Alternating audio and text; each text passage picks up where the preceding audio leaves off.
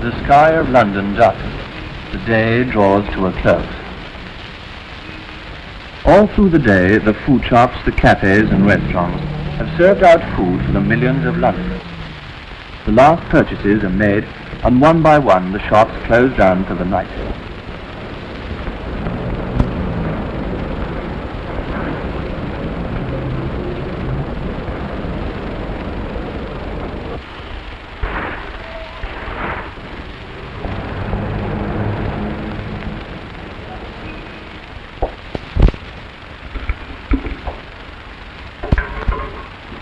Oh well, just closed up. Don't start stuffing your faces though. Dinner will be ready in a couple of minutes. The last meals are served in the milk bars, snack bars, restaurants and coffee stalls.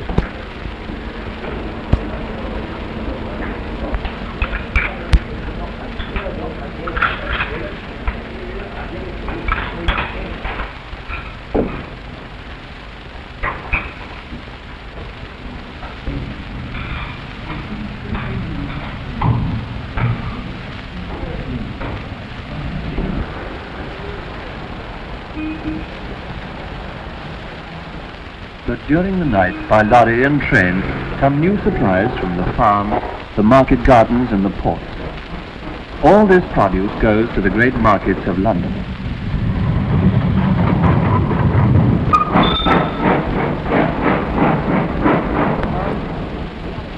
Inner London itself is well provided with goods stations which handle food for the market. Of these, the most important are Bishopsgate, Bricklayers Arms, Nine Elms, St Pancras, and Paddington.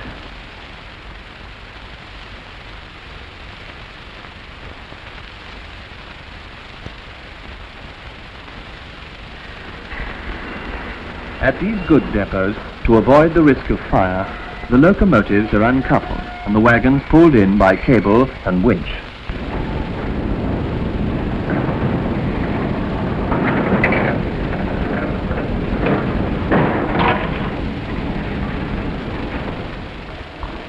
This train has brought Brussels sprouts and tomatoes from the Vale of Evesham.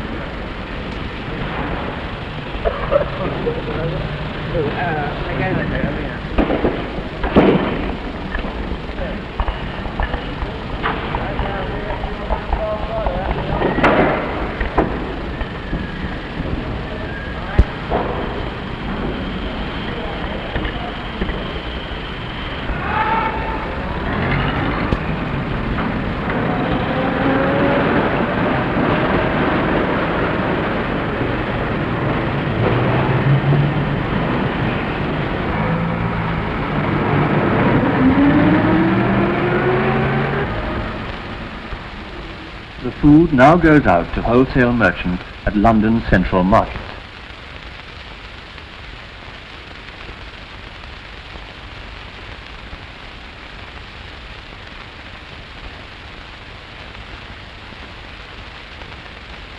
The most important are Borough Market, Covent Garden, Smithfields, Spitalfields, and Billingsgate. Let's look in particular at Covent Garden.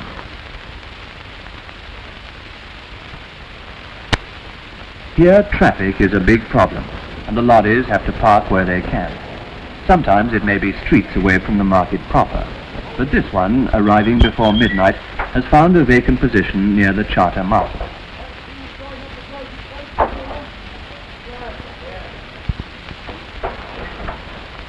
Porters take the boxes into the covered parts of the market. Some of them go to storerooms and the rest are put on display by the wholesale merchant who sells to the local greengrocer.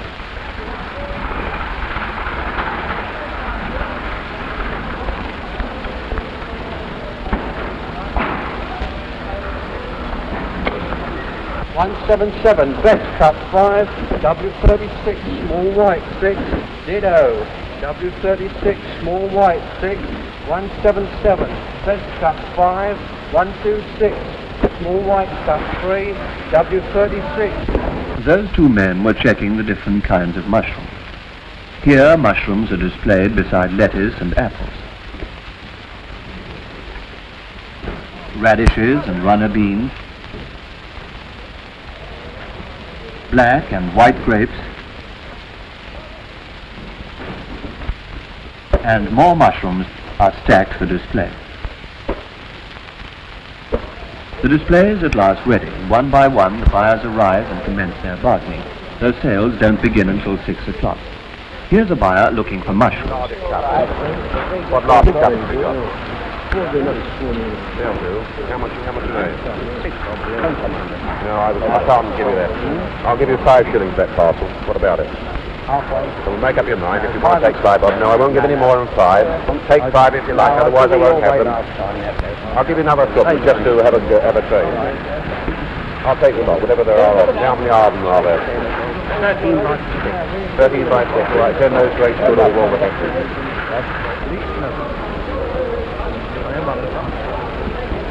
How much is 16?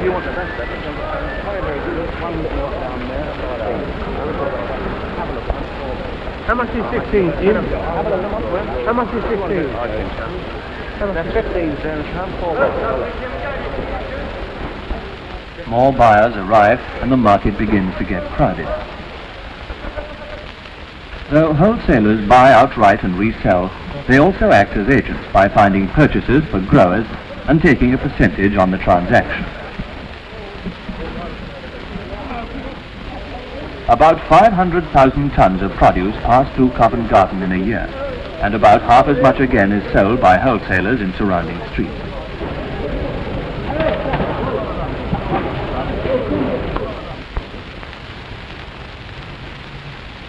As night merges into day, marketing reaches its peak.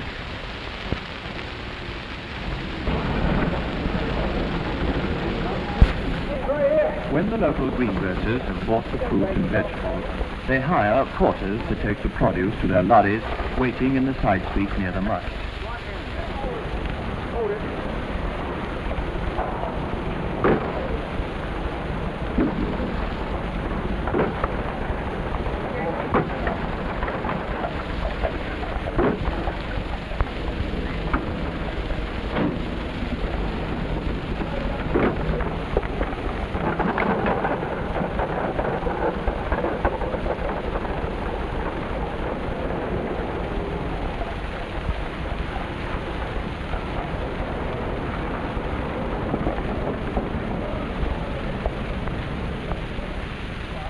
By the floral hall, some of the food starts its journey to the shop. Originally built as a ballroom, the floral hall, in spite of its name, sells fruit from abroad.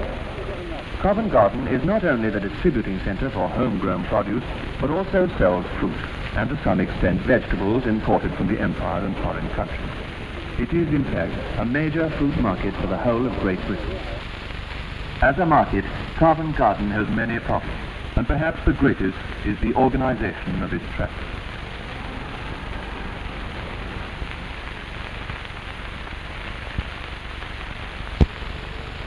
But though Covent Garden is congested, Spitalfields, rebuilt in 1928, was planned as far as possible for modern traffic. Like Covent Garden, it too deals in fruit, flowers and vegetables.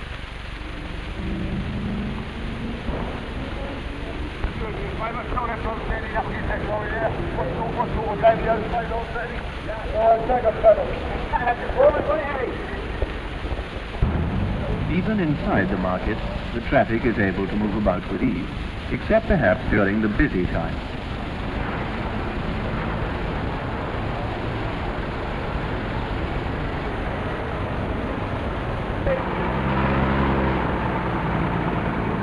There's something behind. That's all right.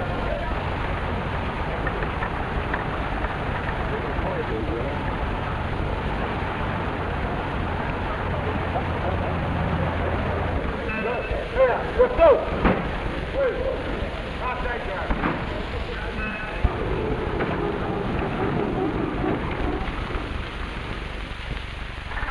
Spitalfields Market has refrigeration plants so that fruit, like these Italian peaches, can be stored until required. Fruit from abroad usually comes into the docks of the Port of London.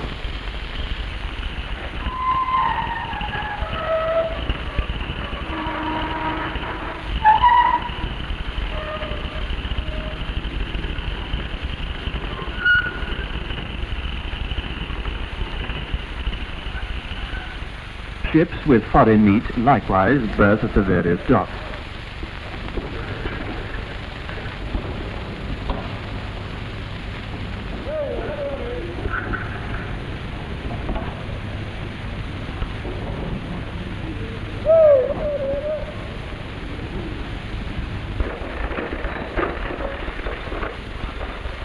The meat is generally taken first to the dock's own coal stores.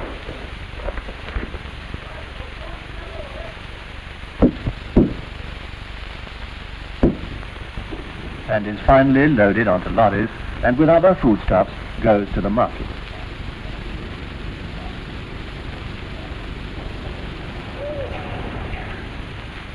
The fruit goes to Spitalfields, Covent Garden and Butter Market. The meat to Smithfields, the largest meat market in the world.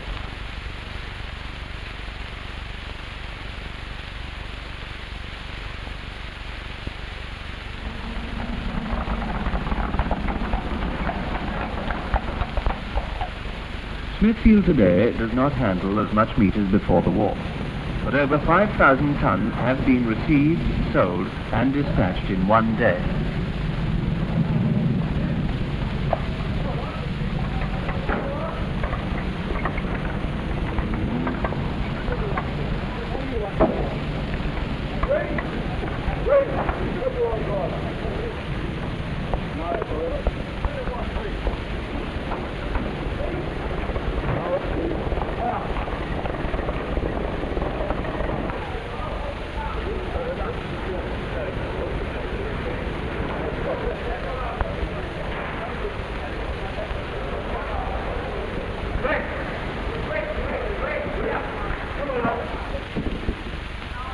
Some of the meat, mostly that from Ireland, comes by train from Birkenhead and arrives at its railway depot underneath the market.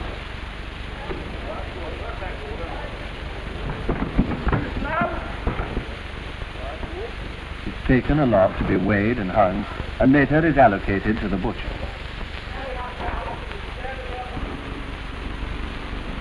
In addition to its markets for vegetables, fruit and meat, London has a famous fish market. This is at Billingsgate, and its history of trading goes back over 1,000 years. The only fish market in London, it handles on an average 600 tons of fish of all sorts per day, and feeds 10 to 12 million people.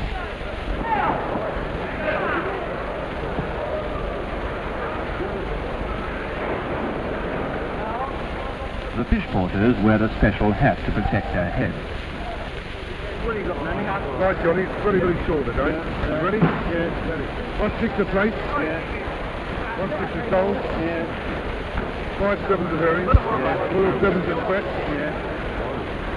1/6 of donkey mackerel. What am I going to do with him? Sell him, Johnny. Sell him? Once you sell him, they do. Yeah. Hello? Yes.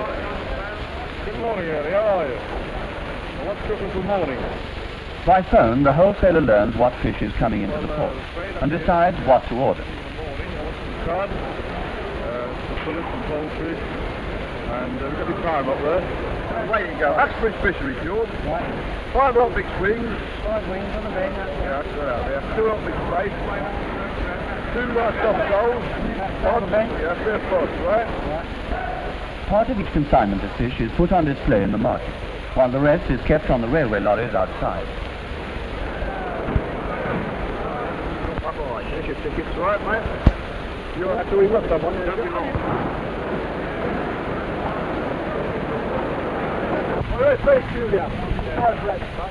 When the porters have been told to which shopkeepers' vans to take the fish, the boxes are collected from the railway lorries. I'll better give you 3 reps here.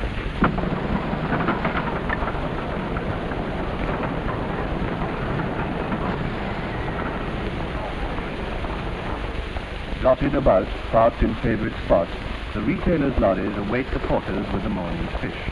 No one here for jet.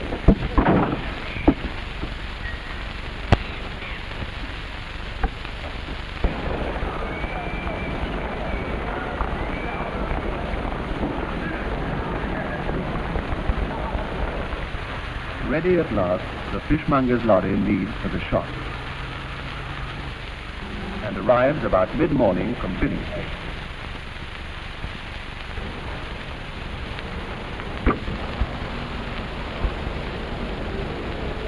The meat arrives from Smithfields.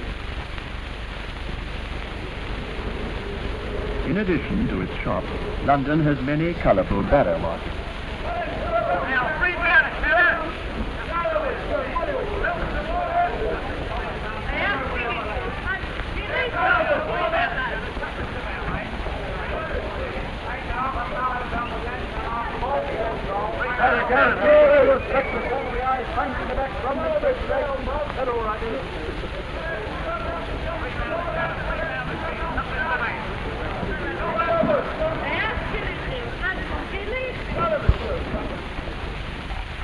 So the shops are supplied and London is fed from the famous markets of Covent Garden, Spitalfields, Smithfields, Borough and Billingsgate. Thus the food, reaching London by night, is distributed to the shops and the homes the next day.